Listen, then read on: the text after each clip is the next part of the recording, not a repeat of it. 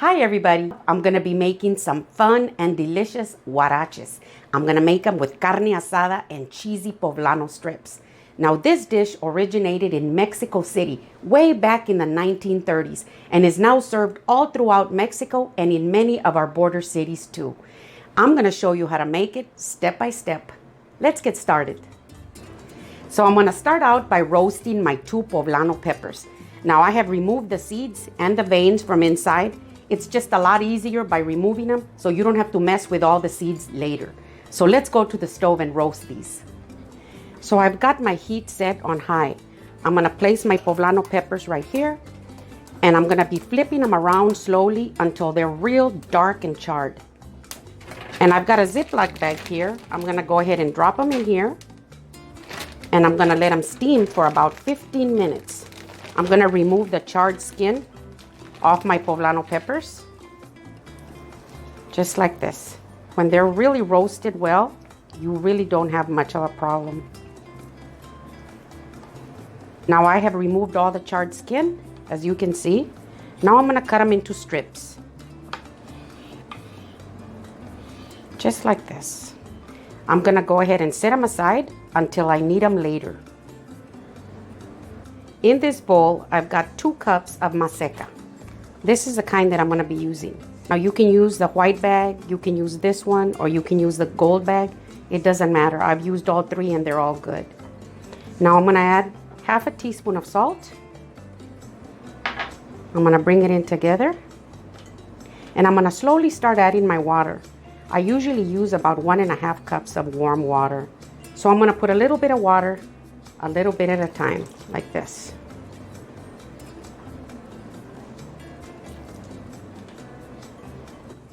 So I have added 1.5 cups of warm water, and I have kneaded it very well, just like this. And this is the way it looks. See, kind of like wet modeling clay. See? Now you want it just a pinch wetter than it would be if you were gonna make tortillas. I'm gonna go ahead and cover my bowl with a wet kitchen towel, just like this, and I'm going to set it aside until I need it. I have 1 extra thin shaved ribeye steak, as you can see here. Now this steak has been shaved really thin. See this? So what I'm going to do is separate them with bakery paper, because I'm going to put them in the freezer because they'll be easier for me to cut into strips later. This. See? Now that I have them all on this tray, I'm going to go ahead and put it into the freezer so they can freeze up a little bit. Not rock hard, but very firm. So now that I have put my meat in the freezer, I'm ready to make my huaraches. Now the reason they're called huaraches is because they take the form of the sole of a sandal. That's just how they're made. So I've got 2 pieces of plastic here, and this is where I'm going to be making them. Now here's my masa. I'm going to get a ball a little bit smaller than a tennis ball. Now it just depends how big you want to make them. If you want to make them real big, then the balls have to be bigger. Now traditionally, these huaraches are made with beans inside the masa. Some people don't like that. They like to spread the beans over on the outside, and that's fine too. You just make them the way you like them. So I'm going to show you how to make them with the beans inside. After you have made your ball about this big, you want to make it into like a little bowl, because we're getting ready to fill it with beans. Just like that, see?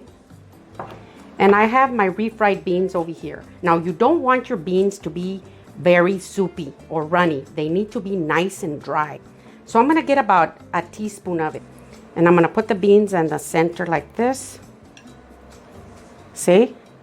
Just do the best you can. Then I'm going to close it up. Now if your beans seep out, there's nothing wrong with it. So don't worry about it. Because once you stretch them out and you fry them, you'll have streaks of beans in there that are nice and refried, and it's going to taste delicious. So don't worry if the beans seep out. Now I'm gonna form it like into a little log. And I'm gonna put it in between my two pieces of plastic. Just like this. And I'm gonna put the other piece of plastic on top, like that.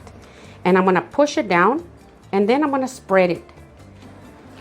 Just like this. And as you press it and you push it, it's starting to expand. See? But you wanna keep it oval shaped, because that's the whole idea of making huaraches, for them to look like the sole of a sandal. See? So then you can push it out like this, and then you can push it out like that. See? And you can even go around like this and form it just right, the way you want. They're supposed to be thicker than a tortilla. Okay? So here it is. See?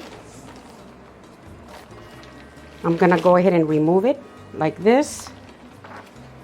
And I'm gonna put it right there and cover it up with another sheet. So I'm gonna be making 4 today. So now we're ready to go to the stove. So I've got my comal nice and hot, about medium or so. Now you adjust it according to your stove. You don't want it too hot because you don't want to burn them, but you want to make them just like if you would make tortillas. So I'm gonna go ahead and put one right here. See? And I'm gonna put another one right there. Now I'm gonna flip them over.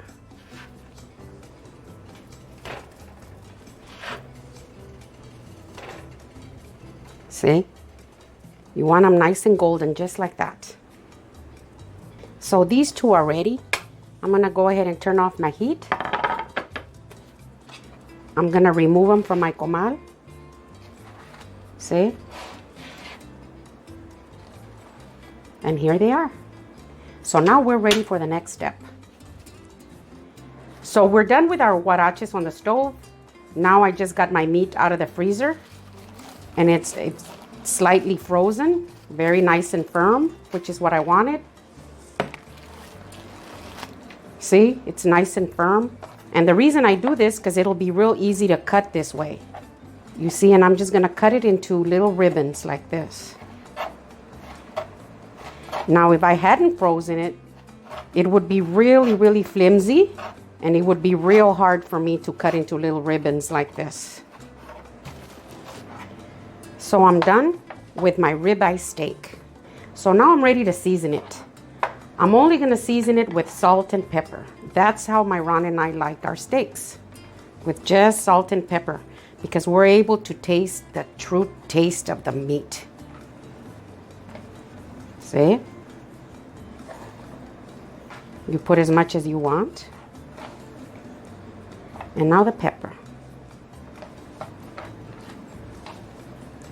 And this is fresh ground black pepper.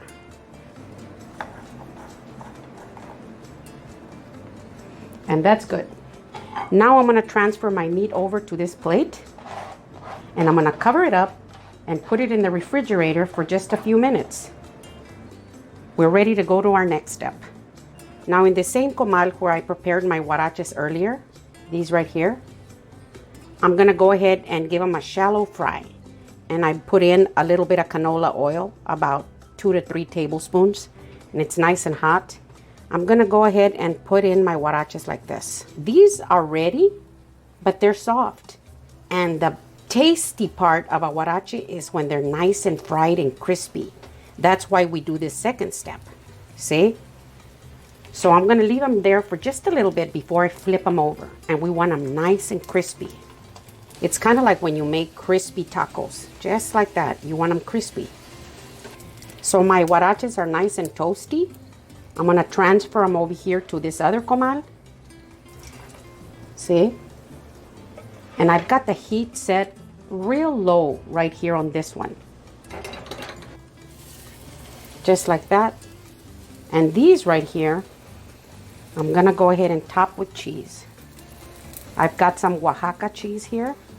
Now you want a good melting cheese. And I like Oaxaca. So I'm gonna top them really good like this. Now I've got this one. And here's my fourth. So I've got the cheese on 3 of them. And I'm gonna go ahead and put some beans on 1 of them, just to show you that you can also do it with some beans, just like that.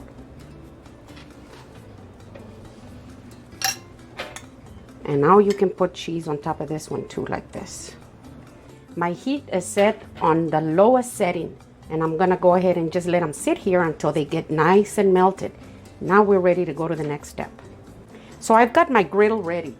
I've got it set at 350 degrees, and I'm gonna put a little bit of oil, just a little bit like that. And I'm gonna put in my onions.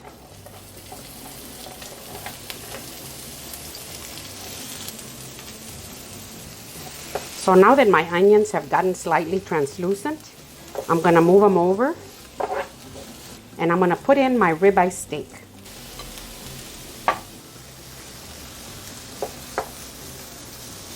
See? We're not gonna leave it in here that long. We just want for it to release its red color. I'm gonna sprinkle a little bit of garlic powder.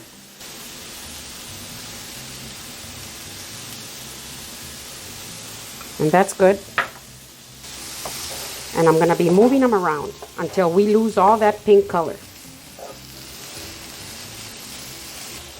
Now I'm gonna bring the onions in together with it.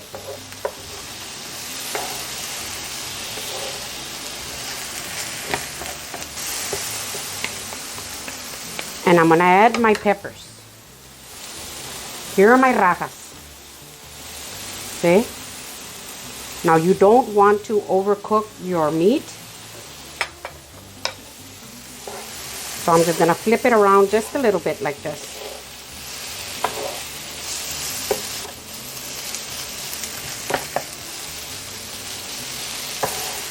Okay, I'm gonna go ahead and turn off the heat. And our meat, our onions, and our poblano pepper strips are ready. So here are my cheesy huaraches.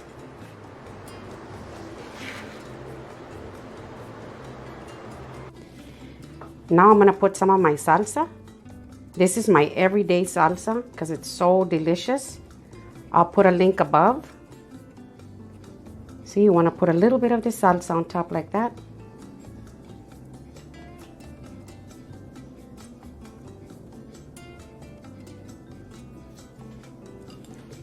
I'm gonna put some of my shredded lettuce and cilantro. Just a little bit like this.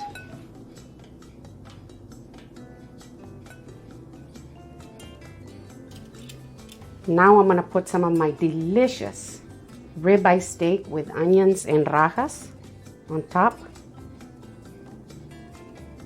Like that.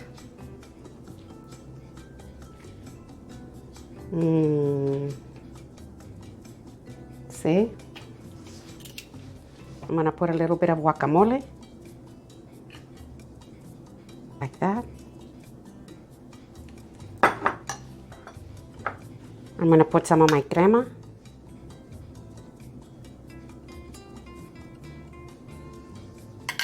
Just like that. And if you want to sprinkle a little bit of queso fresco on top, you can. That's optional.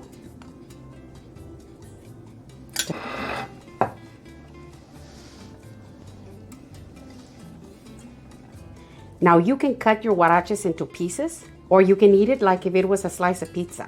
That's how we like them. So now for the taste test.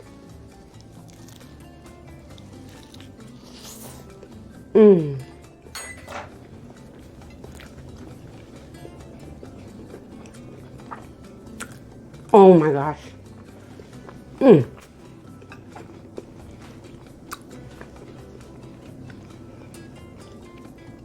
Oh my gosh, this is super delicious.